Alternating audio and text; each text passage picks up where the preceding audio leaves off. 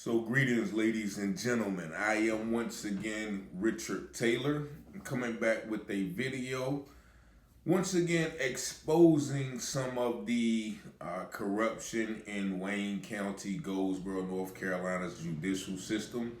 And today, as you see from the thumbnail, we're going to be talking about one of the most prominent, one of the most popular, I wouldn't say one of the most proficient lawyers unless you are in need of a plea bargain. But we're going to be talking about none other than Mr. Charles Gurley, Esquire. And as I speak in this video, I am going to first start off by saying all of these things are alleged. So if I don't mention that when I'm talking about certain incidents, please remember that I said that these are all allegations. But I want to interaction with him starting in about 96, so I do know this lawyer very well. I'm also going to tell you about, the allegations that have been going on for years about Mr. Gurley and his way of handling business and also his personal life. And then I'm going to show you the North Carolina Bar Council report from January of this year that's going to detail some of the allegations that Mr. Gurley has been faced with, and also, to my knowledge, as of today, he has been enjoined from practicing law. Basically, that means he has been suspended or disbarred. I don't know where that process is, but I'm going to read that information to you real quick.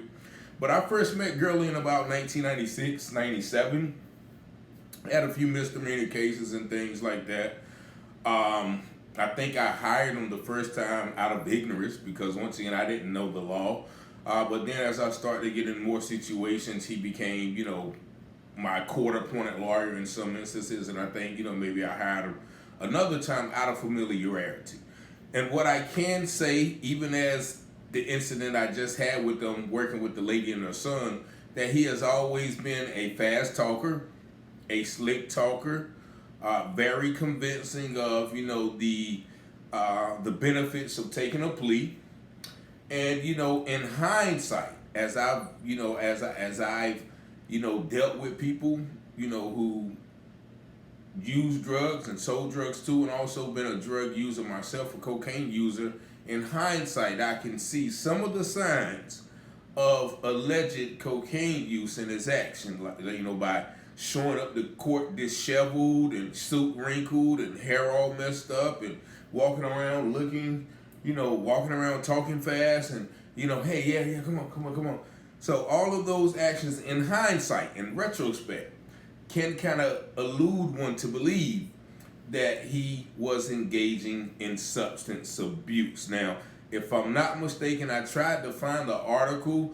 I could not find it, but to my knowledge or to my memory, I think, and correct me if I'm wrong, that he was actually arrested and charged with possession at one time.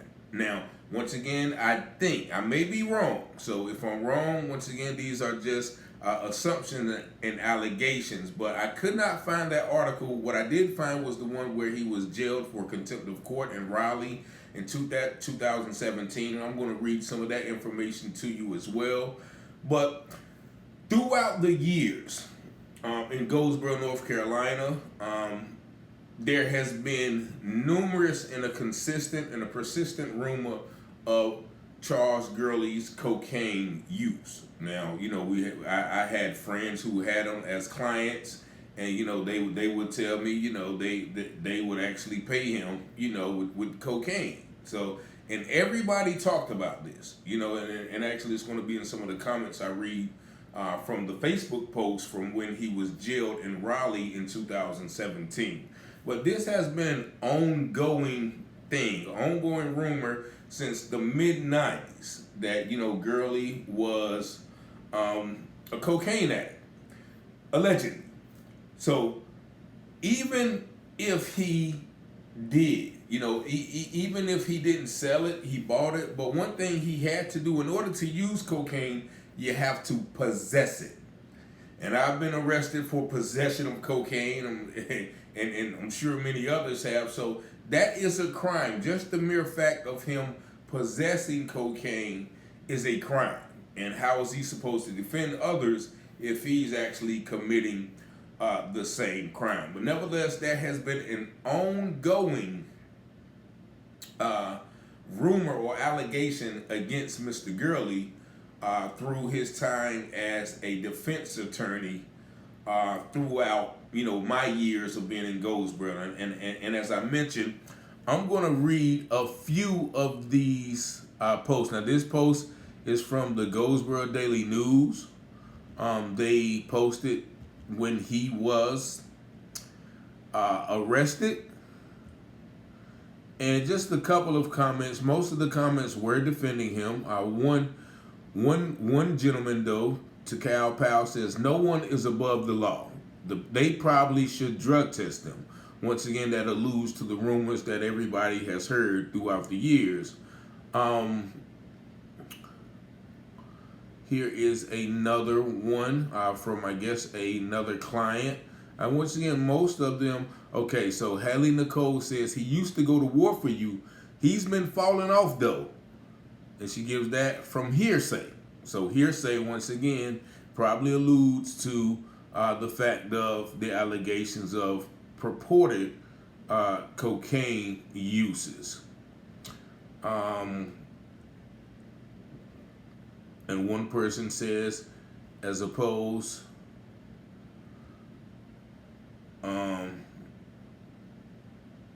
to the jailing, says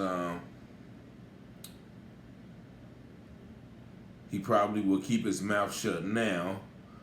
And then one lady, I guess this is a former client of his, says, all that man did was get high and even tried to holler at me.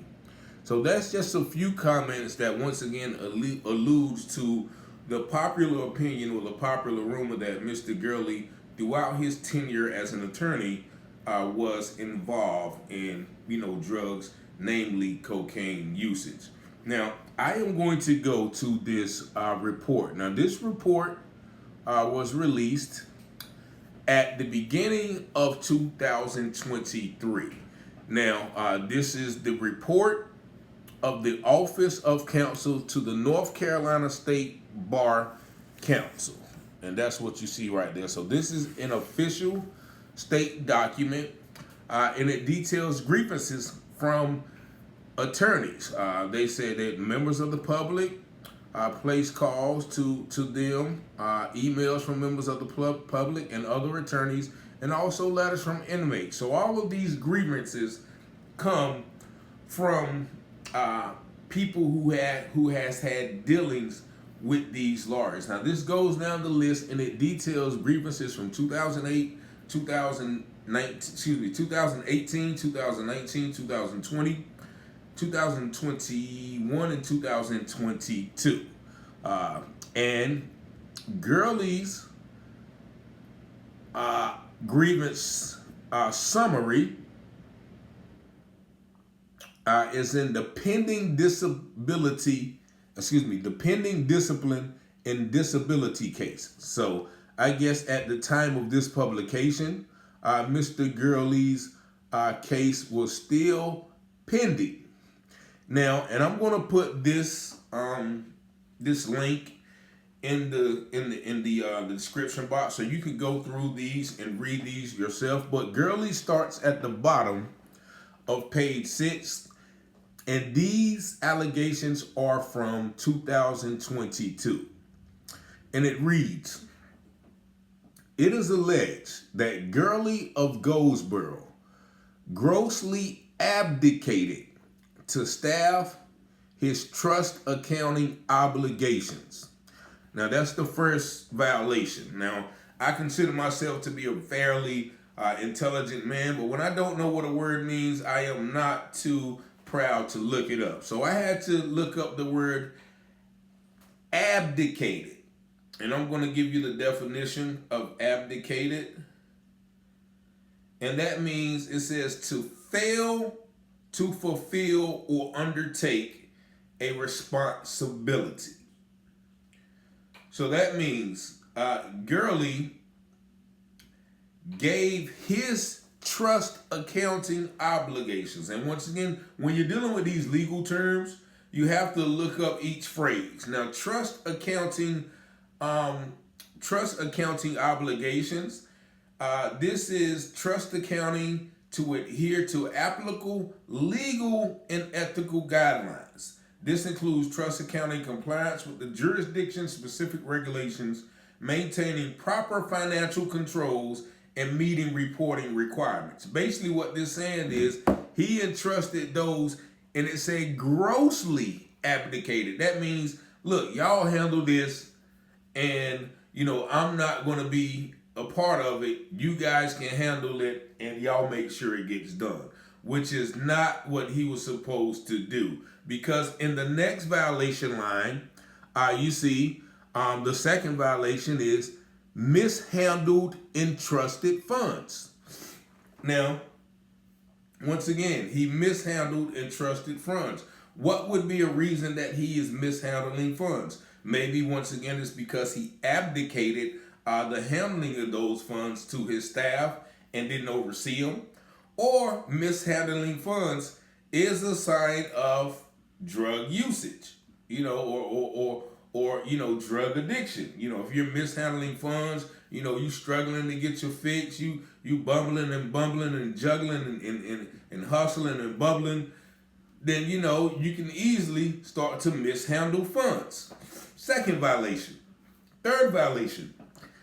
And this is where I think is the most important part of these allegations against Mr. Gurley. It says he did not represent dozens of clients diligently, semicolon. So that's the third. He didn't represent dozens. Now, how many are dozens? And who are these particular clients? He didn't represent them diligently. And once again, I didn't mention my particular case with Gurley. One particular case is when I was 19 years old, I got in a car accident. And admittedly, I ran a stoplight. I hit this Caucasian lady, and we both got out of the car. We looked at the vehicles. She was perfectly fine. And when I when I checked the car and checked her car, and I realized the car wouldn't drive off because I was going to drive off.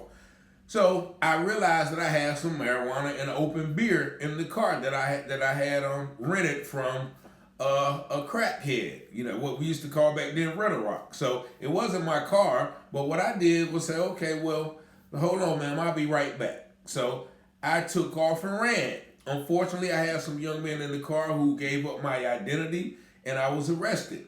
But the officer told me, Officer Powers, once again, and I'll get into Powers maybe on a later video, but Officer Powers told me, hey, if you come in, we're not going to charge you with a felony. The lady was all right. Just come in and turn yourself in. And after coaxing from my mother and my then pastor's wife, they got me to go turn myself in. And soon as I got in, Officer Powers looked at me with the evil look on his face and stamped that red felony on that paper. With just evil. So I had to look up the law. Okay, what makes a hit and run a misdemeanor or a felony? Now, the law told me that the only reason that it becomes a felony if you cause bodily harm. Now, I knew the lady was not hurt because she got out the car, walked around, the impact wasn't that heavy. And so I said, okay, well, I'm going to beat this in court because, I know the lady wasn't hurt. That constitutes a felony hit and run. Nevertheless, when I finally went to court and Gurley was my lawyer, I was already doing 7 months for a DWI. So I was in there 3 months. I had about 4 months to go. I came to court for the hit and run, which once again, I would have beaten because the lady was not injured. Nevertheless, here comes Gurley with a lady, man, you could get 2 years if you're convicted, man. I got you a plea for 4 months, 4.5 months. And, since you're already doing 4 months, by the time and these sentences will run concurrently. So that means the sentence will start that day. And so since, of course, and I didn't want to take it because I knew the ramifications of a felony, but also I told him I think I can beat it. And so against my better judgment, because of the certain, I was going to be in jail anyway, so why risk it and continue the case? I took the plea bargain, and then I was stamped with a felony. Nevertheless, it was at the urging of Gurley, which once again, he knew that the lady wasn't hurt, so he should have been just as adamant with me of, defending the case. But nevertheless, that was his job. If anybody had Gurley, a plea agreement is going to be your first offer. But nevertheless, even with this indictment, it says he failed to represent dozens of clients diligently. What about all of the clients throughout the years? He said dozens. This just means the one that, you guys feel like he didn't represent diligently.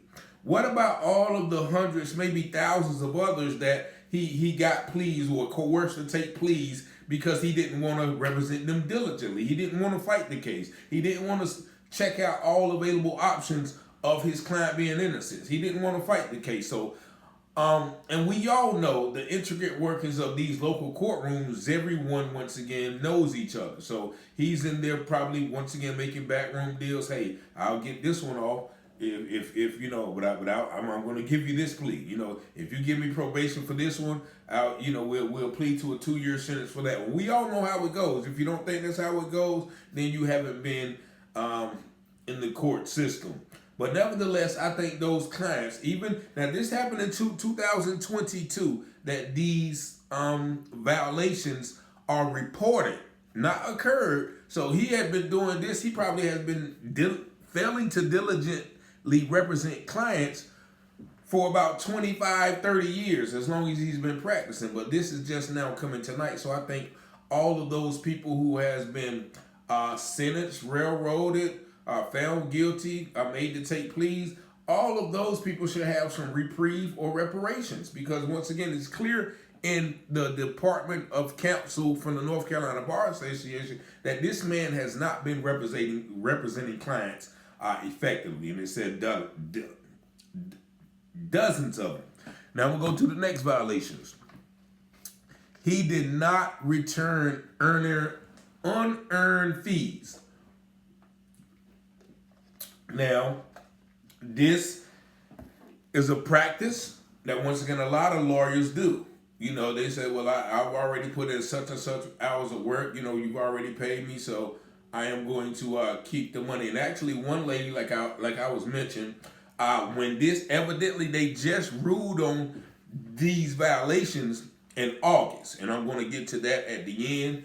In August, this young lady had a case, and she had paid Gurley over 5 figures for her son. And at the end of the case, when it was just about to be adjudicated, Gurley tells her, well, I can no longer represent you because I am losing my license or being disbarred or whatever the case may be. And this lady said, well, will I get my money back? And, he told her no, and I told her to go to the Bar Association. And even when I was working with her and going to court with her and her son, and Gurley was giving her that sideways talk and that slick talk, and, what she was asking him, everything that she wanted to ask her, he would cut her off. And so I began to start asking him questions and talking to her. And then he went back and asked her, who is he? Don't be listening to him. I guess he didn't remember me. But nevertheless, I was telling her the questions to ask him because, her son had video evidence of him being, innocent of the crimes charged against him. And, he was talking all of this, once again, sideways talk. If anybody knows Gurley, he's going to fast talk you. He's going to talk about nothing that has anything to do with the issue, and he's just going to talk you to death and get you to take a plea, basically, in my experience. But nevertheless, he's failing to return unearned fees, which means he's taking money. He's basically robbing people without a gun, but without their knowledge of the law, they're not able to have any recourse to get their money back. And here it is, the fifth grievance. It says he delegated much of his law practice to staff without supervision, which goes back once again to the earlier claims of not fulfilling his trust accounting obligations. Once again, he's just out running, and from what I understand and what has been alleged throughout the years, he's out just running, partying, and just here. Y'all handle this, and I'll show up to court and talk for about 30 minutes, and get a plea, and we get this money, basically. The fifth violation says made misrepresentations to the grievance committee, and he did not provide information demanded by the grievance committee to such a degree that he was held in contempt of court and enjoined from practicing law. Now, once again, I had to look up the meaning of enjoined and the legal meaning as well. Enjoin means to prohibit or forbid from doing something. So in this right here, it said he was held in contempt of court and enjoined from practicing law. So when he was held in contempt of court, that was 5 years ago. Was he still practicing law after being enjoined from practicing law? Because once again, this case that this young lady had just ended last year. So my question is, was he still practicing law without, being joined? If that, if he's enjoined, meaning he's not supposed to be practicing law, was he still practicing law while being not joined? And then here's the last two, which are basis for jail. I don't know, why most people who do this go to jail. It says he did not file personal and business income tax returns and did not pay taxes he owed for several years. Several years. Once again, this guy's out here supposed to be defending and upholding the law, but he's not even adhering to the law according to his own actions. And so, after all of these, it says the DHC granted the state bar's motion for partial summary judgment on 4 of 7 claims. Now, of course, once again, I had to look up partial summary judgment. That's when they rule on parts of the violations while holding the rest open for trial at another date. So the purpose of partial summary judgment is to simplify a trial by ruling on some claims, but not all. Alternatively, a judge may grant summary judgment regarding liability, but still hold a trial to determine damages. So what they did was they ruled on some of them and they determined liability, but they have yet to have the trial. Now this is, it says the December 8th, 9th hearing was continued. So this is December 8th and 9th of last year, was continued due to the illness of Gurley's counsel and has not been rescheduled. So what that means, at the time of this report, the state bar did not rule on those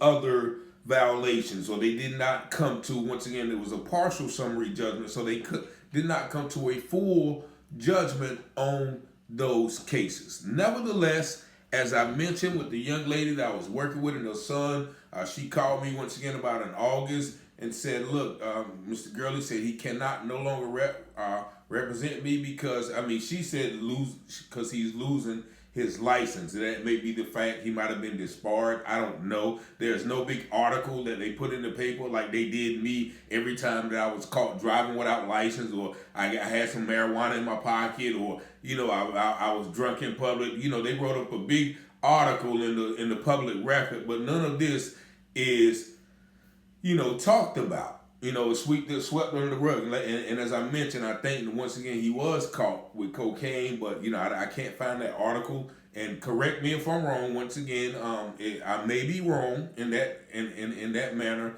but this alludes to, once again, a public attorney, one who took the oath to uphold and defend the law, is out here not representing clients fully.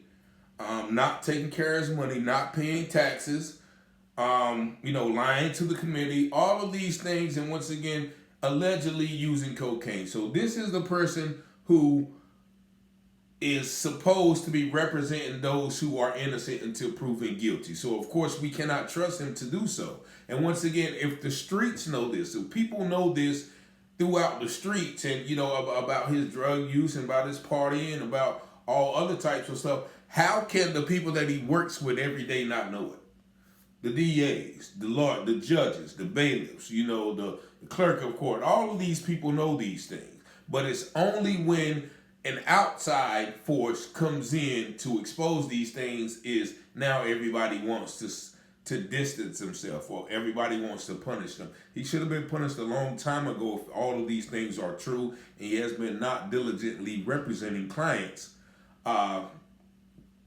in that fashion. And once again, it says in this one, it is alleged. So once again, everything that I said in this video is alleged.